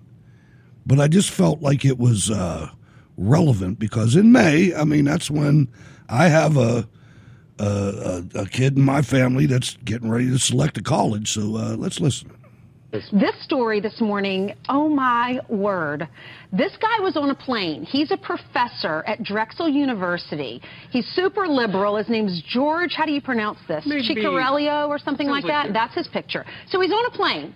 He sees a guy, a nice Samaritan in first class, giving up his seat for a soldier. So he tweeted this out. Some guy gave up his first class seat for a uniformed soldier. People are thanking him. I'm trying not to vomit or yell about Mosul. Unbelievable. Now keep in mind, the fella up in first class in the uniform thanks to his service, he gave the guy from Drexel the opportunity to write dumb tweets. Absolutely. The freedom. So what do you think about that? Tweet us now. It's already creating a firestorm before the show. I can imagine during the show. Well, we'll get to your comments. This is the same guy that Brian, remember in the past? You might not remember it, but, well, in the article, you can read this. He also called for white genocide at one point over the Christmas holiday, Right. and then hoped to abolish the white race. He said, all I want for Christmas is white genocide. At the time, Drexel University came out and said that is completely disgusting and inappropriate. But a couple of days later, they said it was satire, it was protected speech. He continues his job at Drexel. If I remember correctly, May 1st, you really have to decide what college you're going to. And I imagine Drexel, which is a good reputation, people are said if they can get lucky enough to get in, they have to make a big decision. I think this helps a lot of people with their decision. If that's their view, to hire somebody with those views that feels bold enough to tweet them out to the rest of the world and impervious to any type of backlash, maybe you should pick another university, unless, of course, you agree. Well, you know, we all work so hard. You bring up a good point, because we work so hard for our money. We're already saving for our kids to go to college. You have a child in college. Imagine working as hard as you do. You do 3 hours of morning, 3 hours of radio. Your money going to this university and paying for this teacher to teach your son. Well, here's the other thing. It's not the only university with professors who've got views like this. So, you know, I think that no matter what we do as adults on the top end, I think we have to start looking on the bottom end because these children are getting churned out every single year. I'm going to share a story about the bottom end, and let me get to it. Give me a little bit of liberty here. A few days ago, guess what? Drexel is back in the news. A Drexel University professor faces criminal charges after stealing $185,000 in research grant money and using it for what? The butt end? Adult entertainment venues. Oh, boy. Purchases on iTunes. Doesn't he know he can get it? Doesn't he know he can get? Doesn't he know he can get it for free? I guess not. He spent more than $96,000 on adult entertainment venues and sports bars. That's a as well as more than $89,000 on iTunes purchases. How the hell do you do that? I can't. I have a hard time spending $10. I have $25. I have $25 on account with iTunes, and it's been on account for like 10 years. You know, it goes down $1 or $2 every now and then, but oh my goodness, yeah, I know it's unbelievable. It really is. You know, we're dealing with the entitled class. We need to figure out a way. We need to figure out a way as a show to start combating this a little bit, because to me, Stacy, you know my analogy about the targets. And this is becoming a 50-meter target, man, quicker and quicker. The colleges. Yeah, I think it is too, and I applaud Charlie Kirk and what he's doing on campuses, you know, throughout the U.S. And I think that that's one way that listeners can support changing some of the indoctrination that's going on. But this is going to be a long, slow slog, because the left has been indoctrinating our children for, you know, how many decades. Right. The beauty of it right now, it's my son's generation seems to be a lot more, or it seems to be somewhat opposite to the millennial generation. That's because of you. That's because of you. Well, yeah, and likely so, because you do live kind of in your bubble. You're right about that. That's a good thing. Don't take that wrong. That's a good thing. No. I agree. I think it is. I mean, we talk about so much that has to do with this country on so many levels, and it is so important. It always starts at the home. Everything starts in the home. Yeah. But you know, part of that has to be also, you know, supporting organizations that are helping free speech on colleges, that are helping, you know, Republican groups in college campuses. You know, I would love to see us figure out a way to hold these institutions accountable, whether it's, you know, restricting public funds to them, you know, for this type of disgusting behavior that happens all over. But, you know, we can always talk with our dollars. College is expensive, and there are conservative universities in the United States, you know, certainly. And you can start sending your children there. Or we could start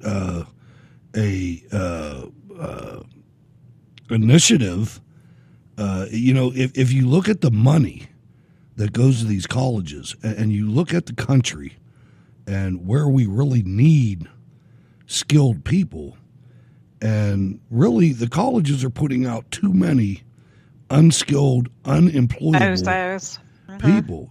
What if we oversensitive pieces of crap that with no knowledge you have to work with on a daily basis? With nothing that they gained from spending that $200,000 or whatever it was.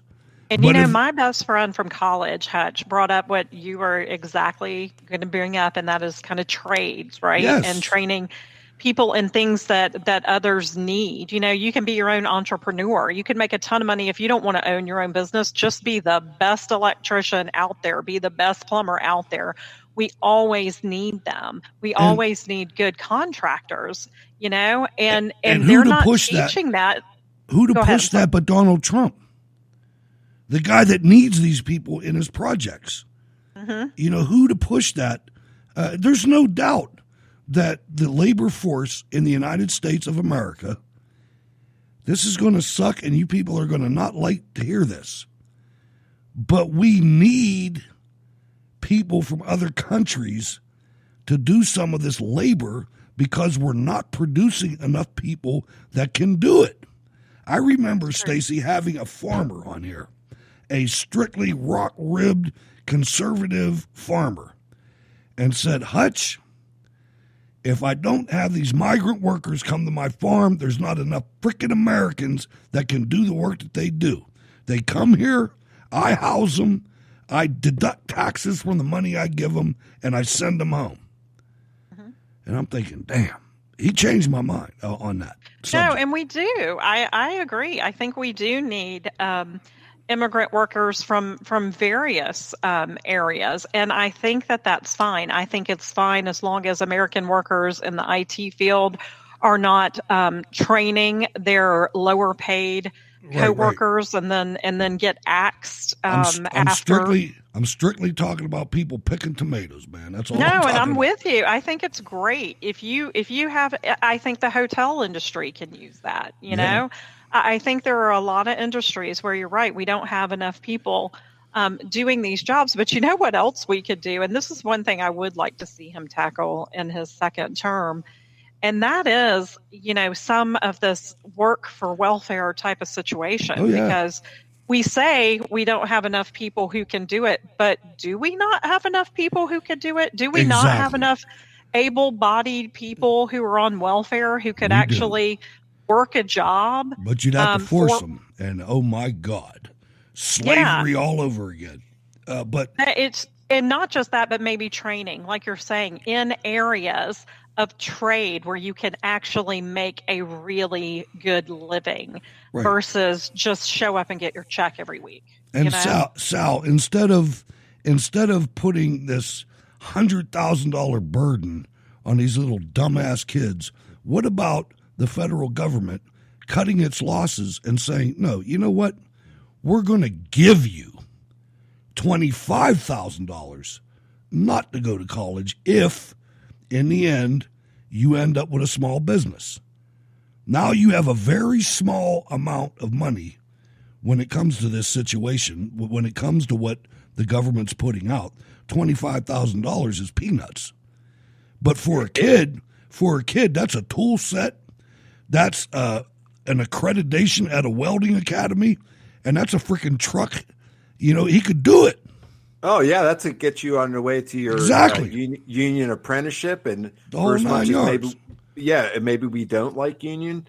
That is a heck of a head start. I mean, that is really a head start. And instead of getting into these speculative college fields that you come out with nothing. Right. You're able to do nothing. I mean, so what if you're able to? I mean, it's to the point that we have so much philosophers. Yeah, we have so much. We're so rich that we allow our kids to go party for 4 years, and it costs us 70 million parties. It costs $200,000 to send this kid, and he doesn't learn anything. He comes back saying the gulags are cool. Yeah, and there is value. Maybe you don't see it, but there is value to trade. It is also yes, I see it. I see it all the time. I see it even in our daily life. I lived it. Even in our daily lives and getting stuff done in our house. There are some people that just can do it, and then there's some other people that have to call someone else. And who is that someone else you're calling? It's someone else Uncle Sugar. Yeah. Uncle Sugar. That's I saw this meme on Facebook, man. It was like a woman that was like, I don't need a man. No, we don't need any kind of man. Man can pound sand. And then it showed a picture of her tires. And they were like all the way balled down to the steel radials, But anyway, let me flip over. Ward Miller has done some excellent work on our Facebook page. Facebook.com/Cold War Radio 22. If you haven't gone and liked it, please do that. And we have a new segment. I'm going to call out. He selected a feature that allows us to see who our top operators are on the Facebook page. So I want to take this opportunity to thank Cindy Booth, Marquise Hoofer, Jack Couples for being our top new fans, and of all top fans, Michael Acton, William Runyon, and Raymond Fandanola. Thank you very much, folks. We appreciate that. Make sure you guys go to the Facebook page and interact. It's a great place to go. Ward actually ran that throughout the whole time the show's been on, even when he wasn't a co-host. So that's outstanding. He's doing a great job. I mean, there's tens of thousands of hits on those pages. Now, something interesting, the Democrats are getting ready to eat themselves. Tulsi Gabbard has filed a $50 million defamation lawsuit against Hillary Clinton for pushing the conspiracy theory and Russian agent about her. That's a pretty big deal, man. I mean, this is going to be fun to watch. Stacy, we've known that, the conglomeration of the different identity politics tribes in the Democrat Party, at some point in time, it's like a party in a diverse neighborhood when it's a tough neighborhood. After enough beers, fights are going to break out. Yep. And that's the way this is. I think they're kind of going through what our party did with the Tea Party movement, right? Mm-hmm. We are conservatives. We knew that the Republican Party was becoming a big government, Democrat-like party. Tea Party started, lots of new media, lots of more conservative voices out there. And I think that you're starting to see the Democrats do the same thing. I mean, I was looking at a tweet I think Hillary Clinton put out that, I guess she was getting some flack about attacking Bernie, saying that, not many people like him. She's gone after Tulsi, but what you're seeing is she's going after the disruptors. She's going after the people who are trying to pull the party as far left as humanly possible, because even she knows that it's a losing proposition. So she's trying to throw down something, towards that. But the problem is that they can't control the monsters they've created. Nope. And so when you just have like Hitler. Yep. You have the squad out there pulling the party to the left. You have the mainstream media who wants to pull it further left. You have Hollywood that wants to pull it further left. But the problem is that, as we've talked about before, that's what maybe 27% of the population is really okay with this type of socialism, communism, that's going on in their party. And I think they're, just like you said, they're going to eat each other. They're going to fracture it because it's gotten past a point of no return. I've almost considered that maybe instead of going, and I'm saying this like way in advance because we haven't even really gotten close to our CPAC threshold yet. We will, I'm sure. But I was thinking maybe we should go to the DNC instead of the RNC. I know. Wouldn't that be fantastic? It's in Milwaukee, though. I don't like Milwaukee, but Still, it would be interesting. I mean, really, that's where the news is going to be made, is at the Democrat convention. It really is. I would just worry for our safety. I would just sit in between you and Sal all the time. Oh, and we'd have to get Carrie. Carrie'd have to come with the war wagon, and we could do that. But all right, so all this is going on. I don't have much time, and I got two things I got to cover. One, all this is going on, this ridiculous farce that the United States media is complicit in allowing this to continue as anything but a farce. But where's President Trump? Well, thank you very much. It's great to be with the president of Iraq. And we are obviously working on a lot of things together. We're working on military. We're working on ISIS. We have a whole host of very difficult things to discuss and some very positive things also. And we've been friends, and the relationship is very good. And I just want to thank you very much, Mr. President. It's an important opportunity to meet President Trump, to talk about the developments in our neighborhood.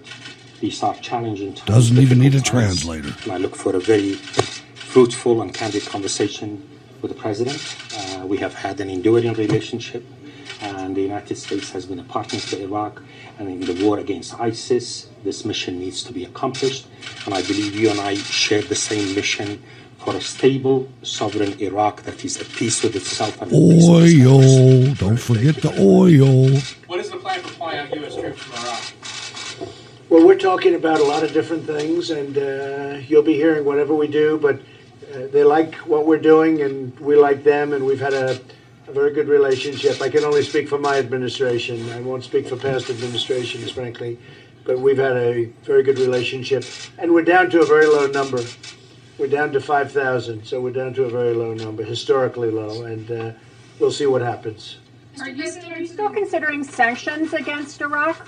We'll see what happens, because we do have to do things on our terms. We have a lot of common interests: the fight against extremism, stability in the neighborhood, a sovereign Iraq that is stable, friends of the United States.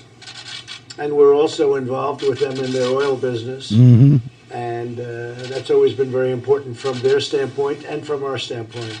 So we have a lot of very positive things to talk about. But we are down to a low number, and we've been there for quite a while, so we'll make a determination. Thank you all very much. Thank you, Chris. Thank you very much. Thank you, guys. Thank you. We're going to do a news conference today. We have one other meeting, and then we're going to be doing a news conference right after this. All right, so there it is. The children are goofing around in the Senate, and the adults are out on the world stage, Sal, taking care of business. And the president, God bless this guy, man. He said it from the beginning, is looking out for that oil. As well he should. Yeah, he's doing a great job, and he's putting America first, and that's what we need. Finally, and people hate it. They really do. Now, I want to cover one more thing, because it's not been covered by the fake news. IRGC, the Iranian Revolutionary Guard Corps, IRGC commander and Soleimani ally shot dead by masked assassins on motorcycle. From Tyler Durden and Reddit, an elite Islamic Revolutionary Guard Corps commander has been shot dead by masked assailants in front of his house in southwestern Iran. Crucially, he was a mid-range to possibly top commander of the IRGC's hardline domestic wing, the Basij militia, and a close ally of recently assassinated Quds Force chief Qasem Soleimani, reports state news IRNA on Wednesday. The details clearly suggest it was an assassination, at this point by an unknown entity or group, given two men riding a motorcycle driven by and essentially executed him in the street. Now, I don't know if that's Kurdistan, Kurdish people doing that, but the point is when the president speaks, you better damn sure listen, Sal. True that. And the vice commander, whoever's a deputy, he's up next. I mean, this is amazing. This is really profound. What's going on? If you look at this, it's action. The Iranian actions, not words. That's right. And write this down, everybody. The Iranian regime is on borrowed time. And once the mullahs are rejected by the Iranian people, Iran has a rich history, man. If you look back into the Persian state, prior to the abandonment of the Shah by Jimmy Carter.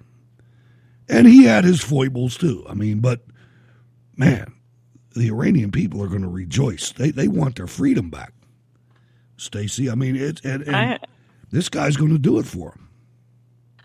And let me ask you this: are they still? Because I've been just out of it for the last couple of weeks. Are they still protesting in Iran? The people. Let me get back to you on that. I'm not sure. Okay. I know this was the latest action that I saw. They were up until this point, but our media is so horrible. I have to step in for our media. And Sal, you check it out too. We're going to go look and we'll find out. Because I wonder, just like you were saying, I mean, what group is it? Or is it, are people have they had enough? I mean, I would think that this is more of kind of a skilled group of people who have taken, out this particular person. But I do think the Iranian people have had enough, and it will be interesting to see how this goes, because, there was a chance for Obama to take the side of the protesters as well. And I think the people of Iran are starting to get some hope over there. They're starting to think, you know what? I think this guy's got our back. I think so. Yep, I think you're absolutely right. I think that bodes well for the people of Iran, and I hope that they will somehow take their country back, because you're right. I mean, it is an unbelievably rich history. It was so different before late 70s, 1979. I mean, it was a completely different place, and it would be nice to see, some of the craziness and the back to the Stone Age mentality that they have going on over there to start turning around. No, I agree 100%, and I think there is a lot of hope for the Iranian people. And you got to remember, they're not Arabic; they're Persian. It's a totally different thing. I mean, the majority of them are Muslims, Shiite Muslims. But much more westernized than they are. One of my friends is married to a woman from the region, and she never speaks of herself as an Iranian. She always speaks of herself as a Persian. It's just a completely different mentality. And very, very right. I mean, she's a physician, and her entire family is completely westernized. It's like night and day. No, absolutely. All right, guys. So please go to facebook.com/Cold War Radio 22. The email to the show, scrtv@live.com. If you want to catch the podcast, if you search for it on Spreaker, look under news/news commentary. We're pretty high up there on that. You can catch the show streamed at 8 p.m. or 8 a.m. rather, Eastern Time at the405media.com, on demand at iHeartRadio. The Cold War Radio app, free in your app store, gives you on-demand access to the chat and everything. And YouTube, it comes with captions. We're going to CPAC, ladies and gentlemen, and right now we're looking for $7,000. I know that sounds rough, but anybody that's ever been there, there's 4 of us, understands that that's what we need. We're up to $1,815, so we need $5,185 left. And you can go to Cold War Radio, SteelCityResistance.com, and in the right-hand column, there's a donate button to send us to CPAC. If you want us to go, that's the only way we're going to do it. Now, I will say that if we start getting closer and we don't really make what we need to make, we can make some adjustments and adjust down. Maybe we'll only go for 3 days instead of 4 or 2 days, or, we'll figure that out. We'll stay. I got a pop-up camper. We can take that down there. We can all stay in a pop-up camper, or we can get a tent, but we'll figure it out, ladies and gentlemen. But I want to thank everybody for coming by. Stacy Rush, how can people get in touch with you? And final comments, ma'am. Well, it was a pleasure to join you and Sal tonight. Thank you as always. It is easiest to reach me on Twitter at DiscoveringMe40. And I hope everyone has a wonderful rest of the week. Thanks for coming on. Sal, final comments. Stacy Hutch, great to be with you tonight. Let's just keep on fighting a good fight here and supporting our country and being the best people that we can be. You can reach me at Sal, SALATCWR at the Twitter. Hope to talk to y'all soon. All right, guys, what a great crew I have. I'm so blessed, and a great audience, super blessed there. Ladies and gentlemen, if you can help us, help us. If you can't, we'll figure it out. I'm Hutch Bailey Jr., and I want to thank you for letting us into your life for a couple hours. I love you guys, man. I really do. And don't feel too down in the dumps. We're going to win this.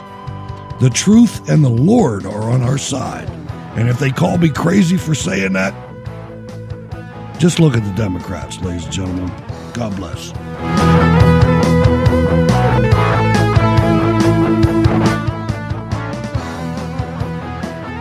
Go to rsbn.bandcamp.com and support Jacob Seals.